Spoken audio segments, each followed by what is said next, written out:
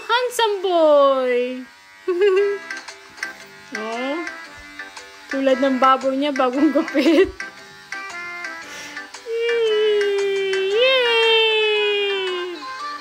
Mabait si Intoy, oh. Hindi yan umiiyak. Mamaya, pag matagal na yan siya, iiyak na yan siya, guys.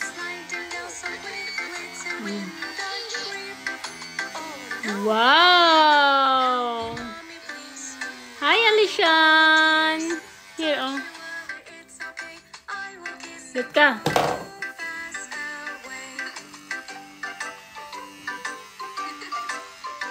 Ah, ganyan lang siya, love.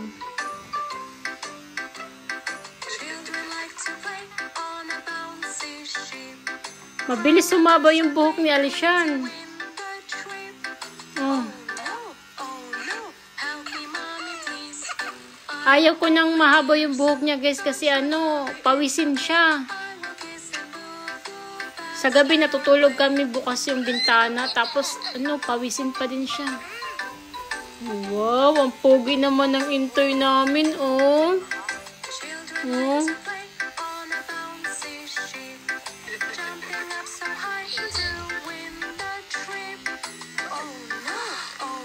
Wow!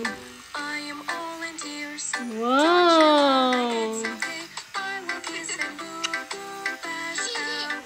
Mabait yan si Alishan. Ang dami yung buhok, guys.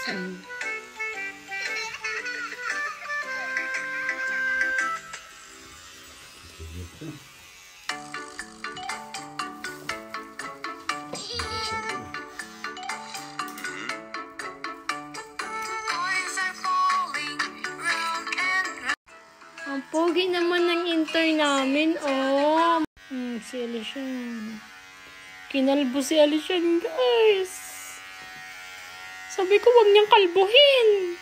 Sabi ko, yung magkabilang kilid lang. Kinalbo niya.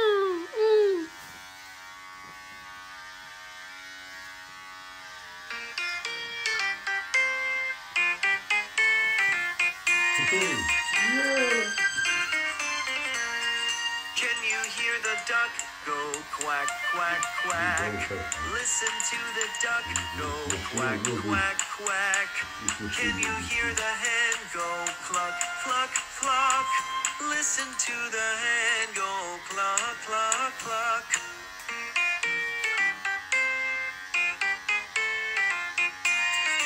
Wala na yung buhok ni Alishan, love. Sayang yung brown na buhok ni Alishan. Naantok na siya, guys. Oh, 9 o'clock na dito ng gabi. Ang buhok ko, eh. Sabi ko magkabilang gilid lang yung tanggalin niya. Tingnan mo, tinanggal niya lahat ng buhok ni Alishan. Tingnan mo si Alishan, no? Tingnan mo, kalbo na.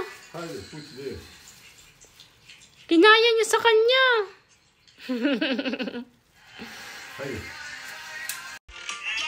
Yan, finish na.